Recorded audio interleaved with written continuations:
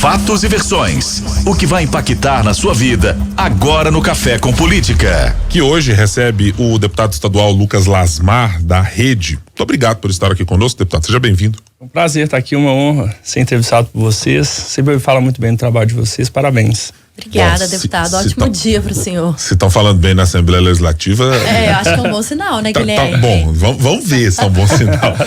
Deputado, o senhor vem para o seu primeiro mandato, tendo especialmente atuado na saúde de 2017 até 2022, o senhor foi secretário municipal de saúde da cidade de Oliveira, né? Que é, nesse período, talvez o período mais difícil para ser secretário de saúde, acho que na história de boa parte dos parlamentares que ou ocupam cargos na Assembleia ou de quem foi prefeito. É pegar uma pandemia de Covid-19, ter recursos vindos do governo federal, vindo do governo estadual, mas havia, claro, uma dificuldade para todo mundo entender o que estava acontecendo e conseguir operacionalizar aquilo. Olhando agora para a cadeira de deputado, é muito nítido que as dificuldades são muito maiores para quem senta numa cadeira de secretário municipal, para entender o quanto pesa, tá do lado de cá para emenda e do lado de lá para cobrar. Sem dúvida, na verdade é 100%, né? Igual eu te falei, eu ainda estou me ambientando no poder legislativo, eu sempre fui do executivo, então são viés completamente diferentes. A pandemia me trouxe algumas oportunidades que eu destino ela à minha cadeira como deputado estadual através da pandemia. Nós fizemos uma transformação na saúde pública de Oliveira, utilizando todos esses recursos Covid que vieram, né, milhões de reais, para fazer um fortalecimento da Santa Casa, que era um dos pequenos hospitais do Centro-Oeste, hoje é um do segundo maior hospital do Centro-Oeste mineiro. Levamos ressonância magnética, alta complexidade de neurocirurgia, hemodiálise, mamógrafo digital. Mas tem algo que me marcou muito na pandemia, que é o que eu defendo muito, que é a humanização do tratamento. Nós criamos 10 leitos de UTI Covid-19 e 20 leitos de enfermaria Covid-19. Nós atendemos a região inteira. E no mesmo leito que o mais pobre tratou, o mais rico também tratou. O particular, a Unimed, com a mesma alimentação, o mesmo profissional de saúde, o mesmo banheiro, a mesma maca. No mesmo andar, no mesmo local. E nós tivemos uma das menores taxas de mortalidade de Covid-19 do Centro-Oeste mineiro. O que significa? Há sim possibilidade de fazer um tratamento humanizado e ter eficiência no tratamento. A gente precisa fazer isso e mostrar principalmente para a pessoa que mais precisa ter uma estrutura digna igual dos particulares. E a gente conseguiu fazer isso em Oliveira e foi reconhecido pelo Estado também. Eu acho que isso que mostrou para a população que é o que eu defendo muito. Nós precisamos ter gestão, principalmente dentro dos hospitais. Nós temos hoje um gestor hospitalar em Oliveira que chama Ramon Domingos, que eu acho que é um dos melhores gestores hospitalar do nosso estado. E a gente conseguiu fazer uma dobradinha muito boa entre secretário municipal de saúde com o gestor hospitalar, que na maioria das vezes é uma guerra que tem entre grupos políticos que administram hospitais e outras prefeituras, sabe? Eu vivenciei isso. Deputado, e na verdade, quando há situações de emergência em que, independentemente da pessoa ter ou não um convênio, ela vai primeiro para a rede pública, né? Ela é primeiro atendida na rede pública. Eu queria já aproveitar o gancho aqui da minha pergunta para falar com o senhor sobre essa experiência que o senhor traz, né? Fazendo essa gestão da saúde em Oliveira e estando hoje na Assembleia Legislativa, do ponto de vista de uma pessoa que traz essa experiência e que estava no front ali no momento mais difícil do país. O que é de mais urgente na saúde hoje do Estado, quando você tem a oportunidade de olhar para o macro e não só para uma região tão importante como o Centro-Oeste, mas como era há alguns anos quando o senhor estava lá? Bom, o primeiro passo é a gente fazer a identificação dos vazios assistenciais que nós temos no nosso Estado. Vou dar um exemplo da região da Macro-Oeste, vou voltar nela. Estamos falando em terminar o hospital regional. Ninguém fala de urologia, de atendimento vascular, de cardiologia. Vou dar um exemplo. Cardiologia. O médico identificou que a gente precisa colocar um stent no coração. De forma eletiva é 1 ano para você conseguir. E para você antecipar esse atendimento, você tem que estar grave num pronto atendimento municipal. Se você não morrer, porque se você tiver uma crise grave, você vai morrer. Então, hoje, infelizmente, o vazio assistencial dentro do Estado é muito grande. O exemplo, claro, que a gente estava discutindo ontem na comissão, estava discutindo sobre a oncologia, os faturamentos até dos hospitais. O câncer que mais mata no nosso estado é o câncer de mama. Um tratamento hoje já diagnosticado com a biópsia deve ser em torno de 10 mil reais. A gente fez um requerimento pedindo isso. De primeira consulta, a cirurgia oncológica, a quimioterapia ou a radioterapia. Nós estamos falando de um exame de 100, 120 reais que é a mamografia. Por que a gente não inverte o negócio? Se nós já temos os indicadores, nós precisamos fazer políticas públicas em cima. E às vezes eu acho que o Estado fica um pouco preocupado. Vamos construir o BS, vamos fazer investimento em algumas estruturas, só que os indicadores estão nos falando, olha, tem gente morrendo por causa disso. Por que a gente comprou uma Malfa Digital em Oliveira? Porque o indicador de óbito da cidade era isso. Então, antes a mulher tinha que andar 70 quilômetros para Santo Antônio do Monte, a gente alugava um ônibus, ela abandonava o lar, ela tinha que deixar de trabalhar, deixar de levar o filho na escola, de fazer o almoço, dependendo da função dela, para ir. Aí ela fala assim, não tô sentindo nada, então eu não vou. Então a gente precisa ter esses equipamentos mais próximos do cidadão. Retardava o diagnóstico, né? Isso, e sai mais barato. Então, por exemplo, um caso que eu acho que é engraçado a gente falar sobre a questão hospitalar. Nós temos as Santas Casas, os hospitais filantrópicos. Hoje existe uma legislação, né, um entendimento do Tribunal de Contas do Estado, que é proibido mandar emenda parlamentar em ano eleitoral. Gente, mas nós estamos falando de um hospital que tem SEBAS, que é serviço continuado e que atende o SUS. Não é contínuo? Como assim manobra política? Tem que investir em saúde mesmo. Então, a gente criou uma PEC, a PEC 13, junto com o deputado Arley Santiago, que é presidente da Comissão de Saúde, para a gente permitir que em ano eleitoral os deputados possam enviar recursos para os hospitais, Santas Casas, APAES, asilos e vilas. São serviços continuados. Não faz sentido a gente fortalecer o caixa dos hospitais em ano não eleitoral e no ano eleitoral a gente poder falar assim, vocês não precisam de apoio, porque é a política. Gente, é política pública. O exemplo, Tabata, que você falou, eu acho que os empresários precisam entender, por exemplo, principalmente no centro-oeste, no interior, os prontos atendimentos municipais e os hospitais, eles são a porta de entrada da urgência e emergência pro rico e pro pobre. Eles precisam apoiar essas Santas Casas e esses hospitais. Por quê? É ali que ele vai ter o primeiro atendimento, para depois, se ele quiser ir pro Biocor ou para qualquer outro tipo de hospital. Mas é ali que ele vai ter o primeiro atendimento. E às vezes as pessoas deixam um pouco a desejar, principalmente essa parte empresarial, porque a gente precisa do apoio deles. No interior é muito difícil. O senhor citou, deputado, no começo da sua resposta anterior, de ninguém olhar exatamente para isso. O senhor perpassou como secretário de 2017 a 2022 duas gestões bem diferentes. O senhor passou um pedaço da gestão Fernando Pimentel do PT e já passou por uma gestão Romeu Zema de 4 anos e agora iniciando a segunda. Sim. Ninguém olha, seja ele PT, seja ele Partido Novo, para essa situação, e o governo Zema mantém esse mesmo olhar distante do que o senhor considera ideal? Na verdade, eu vejo que, vamos dizer assim, houve investimentos nos dois governos, mas eu acredito que ainda nos indicadores que nós temos no plano estadual de saúde, não está sendo feito políticas para resolver os problemas que a população está morrendo. Por exemplo, a questão do câncer de mama. É fácil prevenir, só que a gente precisa de apoio. Por exemplo, para a gente conseguir resolver isso, nós temos que estruturar. Vamos dar mamógrafo digital para as prefeituras para fazer centros regionais, para os consórcios, para as CACONs.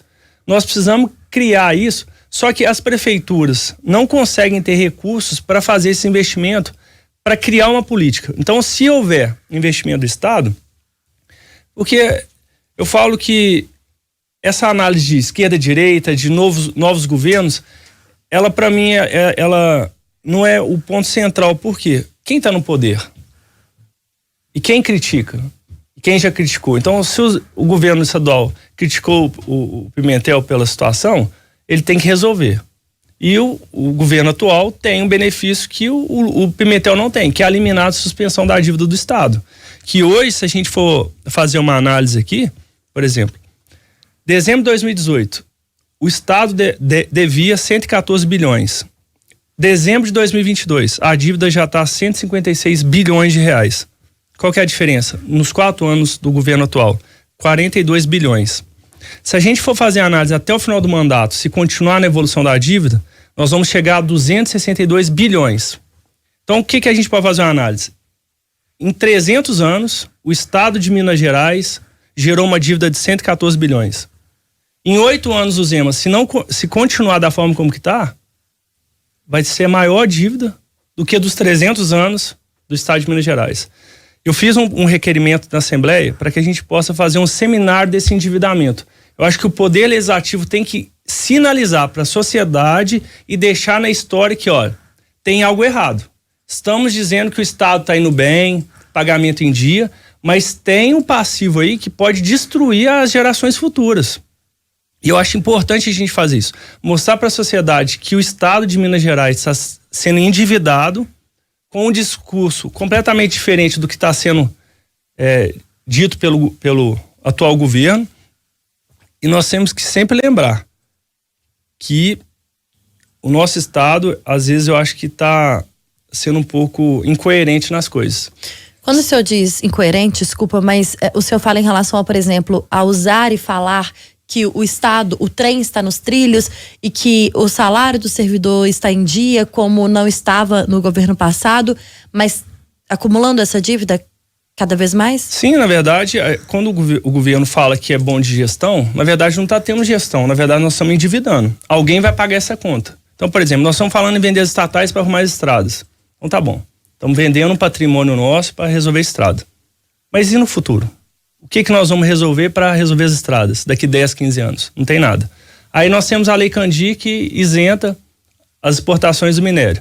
E na hora que o nosso minério do Estado acabar, qual que vai ser a arrecadação? O que esse Estado vai viver? Onde as grandes empresas, por exemplo, os em Minas, pagam o imposto para comprar o minério, mas a China não paga o imposto para comprar o minério de Minas. Tem a questão do transporte para chegar até na China, tem que fazer esse benefício. Mas vou dar um exemplo. O Estado não para de dar regime especial tributário para as empresas. Então, peraí, eu estou colocando nos trilhos, a dívida está crescendo, ninguém está falando nada. Então, a função nossa, dentro da Assembleia, é fazer essa discussão, mostrar para a sociedade o que está acontecendo, para pelo menos a gente deixar registrado que o Poder Legislativo fiscalizou e sinalizou. Por quê? A gente só fala também da questão do regime de recuperação fiscal. Só que a gente precisa fazer a seguinte análise. O governo federal anterior, ele falou o seguinte: Estado, você quer parcelar a dívida? Ótimo, eu posso parcelar. Mas você vai ter que entrar com o regime de recuperação fiscal, congelar salários dos servidores e fazer políticas que, para mim, vai atrapalhar o funcionamento da máquina. Será que hoje o governo federal tem esse mesmo entendimento? Então, talvez... Declaradamente já disse que não. O governo estadual está achando que esse regime de recuperação fiscal é a solução do problema. Na verdade, a gente tem que ir para a questão desses regimes de especial tributário, por exemplo. Uma coisa que eu não concordo é ter um projeto de lei dentro da casa. Eles querem dar mais um incentivo para as grandes locadoras. Querem que, por exemplo, uma locadora comprou um carro, ela paga 1% de IPVA, acima de 2 mil carros das locadoras. Quando ela for vender para a pessoa, ela tem que recolher os outros 3% diferentes, porque hoje a população paga 4% do IPVA. Eles querem retirar isso, tem um projeto de lei da Assembleia, retirar a obrigatoriedade desses 3% e dar o benefício fiscal de 5 anos desses 3% como ficar como crédito tributário. Gente, o Estado está endividado ou não está? Então, são coisas que eu não estou entendendo. Por exemplo, tem um regime especial tributário, pode falar uma empresa? Você pode, fique, né? À vontade, deputado. Eu já estou fazendo requerimentos para buscar essas informações, por exemplo, a questão da Araújo. Araújo tem um regime especial tributário.